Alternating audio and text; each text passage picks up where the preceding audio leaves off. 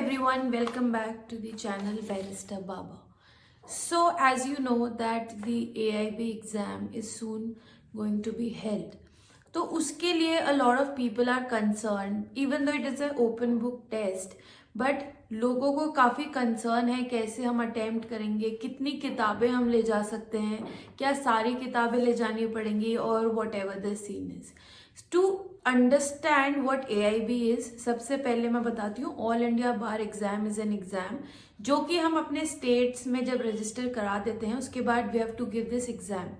हम ये एग्जाम इसलिए देते हैं ताकि हम ऑल ओवर इंडिया कहीं पे भी किसी भी कोर्ट में we can appear before the honourable courts.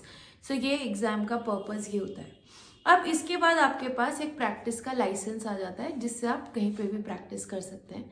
Even तो आपका रजिस्ट्रेशन आपके जिस भी स्टेट में है वहाँ आपके वोटिंग राइट्स वगैरह होते हैं, but practice you can do it anywhere when you clear this exam. पहला पासिंग मार्क क्या होता है, 40 is the passing mark and it is an open book test. 100 questions आते हैं. There is no negative marking, so you have to attempt as many questions you can. तुक्का मारना मेरे को नहीं लगता सही है, बिकॉज जो क्वेश्चंस आते हैं काफ़ी डायरेक्ट होते हैं. तो आप जो भी प्रिस्क्राइब्ड सिलेबस है उस हिसाब से बेयर एक्ट्स अगर ले जाएंगे तो आपको क्लियरली मतलब काफ़ी 80-90 क्वेश्चंस आप अटेम्प्ट कर सकते हैं.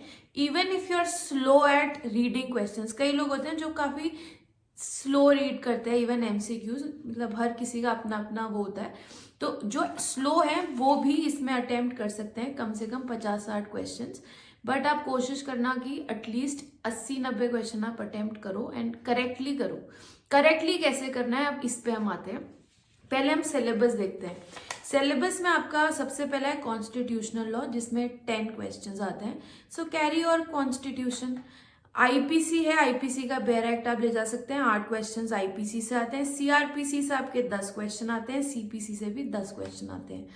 एविडेंस एक्ट से 8 क्वेश्चंस आते हैं. ADR जिसको हम कहते हैं ऑल्टरनेटिव डिस्प्यूट रिड्रेसल, जिसमें आपका आर्बिट्रेशन एंड कंसिलिएशन एक्ट आता है, उसमें आप वो एक्ट ले जा सकते हैं.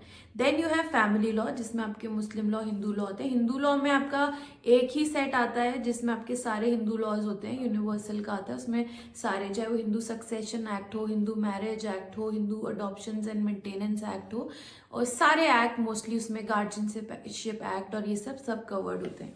Then coming to public interest litigation. So PIL में आपके 4 ही क्वेश्चंस आते हैं. तो 4 क्वेश्चंस भी हो सकता है केस लॉ बेस्ड भी आ जाए. मैं ऐसे नहीं कह रही हूँ सिर्फ बेयर एक्ट से आता है. So case laws based questions भी आ जाते हैं, बट उसके लिए आप कुछ ऐसा सच मटेरियल नहीं ले जा सकते हो. सो जो इंपॉर्टेंट केस लॉज है जैसे SS लोटस, ये वो आप उसको एक बार you can give it a read. जो भी आपकी है ना, आपके पास कोई भी कोर्स बुक्स हैं जो भी आपके LLB के टाइम की हैं, so give it a read. वैसे भी 4 क्वेश्चंस हैं तो इतना कुछ स्ट्रेस आउट करने की जरूरत नहीं है इसके लिए.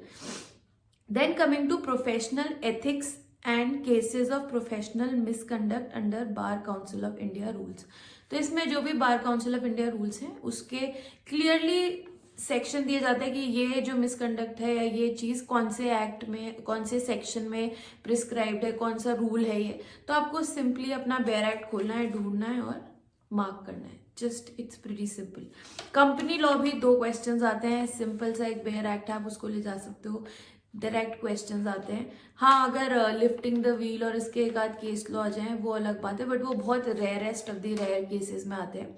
इन्वायरमेंटल लॉ में आपकी पूरी कंप्लीट बंडल आती है, इसमें सारे एक्ट्स हैं, वो आप ले जाइए, आपके लिए वो हेल्पफुल होगी. साइबर लॉ में IT एक्ट आप ले जा सकते हैं. लेबर इंडस्ट्रियल लॉ में आपका लेबर कोड जो भी है सारे वो आप ले जा सकते हैं. लॉ ऑफ टॉर्ट में आपके 2 एक्ट हैं. लॉ ऑफ टॉर्ट में तो डायरेक्ट आपके केस लॉज आ सकते हैं जो कि आपका, because law of torts as such codified law नहीं है, बट इसके अंडर या इसके साथ जो हम 2 लॉ पढ़ते हैं, motor vehicle act and consumer protection act, तो ये दोनों एक्ट्स आप लेके जा सकते हैं. इसमें रिसेंट अमेंडमेंट्स जो हुए हैं कंज्यूमर प्रोटेक्शन एक्ट में, उससे क्वेश्चंस आ सकते हैं किस सेक्शन में हुआ है, क्या हुआ है, तो उसको आप एक बार ढंग से देख सकते हैं. लॉ रिलेटिंग टू टैक्सेशन, तो इसमें आप इनकम टैक्स एक्ट अपना ले जा सकते हैं. Law of contract SRA. Property laws में TPA आप ले जा सकते हैं. एंड नेगोशिएबल इंस्ट्रूमेंट एक्ट में आप अपना NIA एक्ट ले जा सकते हैं. लैंड एक्विजिशन एक्ट में आप अपना लैंड एक्विजिशन लॉज वगैरह सब ले जा सकते हैं। और लास्ट है आपका आईपीआर। तो land acquisition act mostly state wise भी आ सकता है, मतलब जो भी है तो जो भी आपका लैंड एक्विजिशन एक्ट है आप वो ले जा सकते हैं। अब इसमें हम जब देखते हैं आपका आईपीआर, तो आईपीआर के 2 क्वेश्चन हैं इसमें, ट्रेडमार्क, कॉपीराइट, बहुत सारे एक्ट्स हैं, तो वो भी आप ले जा सकते हैं। अब कैसे आपको अटेम्प्ट करना है क्वेश्चन, वो काफी इजी है। तो जैसे मैं आपको दिखाती हूँ, ये एक बेयर एक्ट है, ये सीपीसी का और लिमिटेशन का है। So when you see the bare act, तो आप जब इसे खोलते हैं तो आपको यहाँ पर सारे सेक्शंस मेंशन दिखते हैं, जैसे कि आप ये सेक्शंस देख सकते हैं। तो आप सिंपली देखिए कौन सी चीज आपसे पूछी है, तो आपको आगे भी जाने की जरूरत नहीं है। इन्हीं सेक्शंस में जो आपकी इंडेक्स में है, आप यहाँ से अपना आंसर ढूंढ सकते हैं। सपोज आपको नहीं मिल रहा है तो भी उसमें जो हेडिंग्स होती हैं, जैसे आपके सीपीसी में ऑर्डर 39 है, टेम्पररी इंजंक्शंस एंड इंटरलोक्यूटरी ऑर्डर्स। तो अगर आपको लगता है आपका इंजंक्शन है, टेम्पररी इंजंक्शन से रिलेटेड मैटर है, तो आपको यहीं पर ही मिलेगा जो आंसर है, यहीं पर ही रूल होगा वो, ऑर्डर 39 रूल, ये रूल वो, तो आपको इससे ही क्लियरली मिल जाएगा। So this is how it is done. Plus you don't have to panic, इतना कुछ हार्ड पेपर आता नहीं है। स्टिल अगर आपको थोड़ा बहुत इनहिबिशंस हो रहे हैं, आप पास्ट के 2-4 पेपर देख सकते हैं किस तरह का पेपर आ रहा है, and you can attempt those. ये आप मैक्सिमम, मतलब ये भी जरूरी नहीं है, बट हाँ अगर कई लोग हैं जिन्हें काफी घबराहट होती है एग्जाम को लेकर, क्या पैटर्न आएगा, कुछ आएगा, for them you can do that. So this is how you attempt it. This was the entire procedure of the paper. If you have any other doubts, you can contact us, and I hope you all clear the exam. All the best, and I hope you all become great lawyers in the future. Thank you so much.